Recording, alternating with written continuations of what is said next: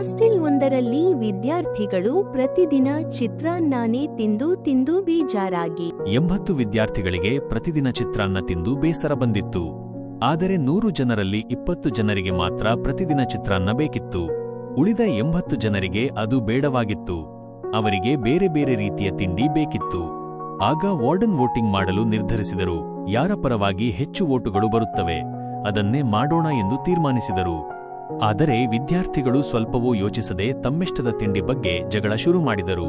ಅವರು ತಮ್ಮ ಬುದ್ಧಿ ಮತ್ತು ವಿವೇಚನೆಗೆ ಕೆಲಸ ಕೊಡಲೇ ಇಲ್ಲ. ಅವರಿಗೆ ಇಷ್ಟವಾದ ತಿಂಡಿಗೆ ವೋಟ್ ಹಾಕಿದರು. 15 ಜನರು ಇಡ್ಲಿಗೆ, 16 ದೋಸಾಗೆ, 16 ಜನವರಿ ಪರೋಟಾಗೆ, 14 ಬ್ರೆಡ್ ಜಾಮ್ಗೆ, 10 ಜನವರಿ ಪಲಾವ್ಗೆ, 10 ನೂಡಲ್ಸ್ಗೆ ವೋಟ್ ಹಾಕಿದರು. ಈಗ ಯೋಚಿಸಿ ಏನಾಗಿರಬಹುದು? ಆ ಹಾಸ್ಟೆಲ್ನ ಕ್ಯಾಂಟೀನ್ನಲ್ಲಿ ಇಂದಿಗೂ ಆ 80 ವಿದ್ಯಾರ್ಥಿಗಳಿಗೆ ಚಿತ್ರಾನ್ನವೇ ಸಿಗುತ್ತಿದೆ. ಯಾಕೆಂದರೆ ಉಳಿದ 20 ವಿದ್ಯಾರ್ಥಿಗಳು ಒಗ್ಗಟ್ಟಾಗಿದ್ದರು. ಪಾಠ: ನೀವು 80 ದಿಕ್ಕಿನಲ್ಲಿ ಇರುವವರೆಗೂ 20% ಜನರು ಒಗ್ಗಟ್ಟಾಗಿ ಸುಶಿಕ್ಷಿತರಾಗಿ ಸಂಘಟಿತರಾಗಿ ಆಟವಾಡುತ್ತಾರೆ.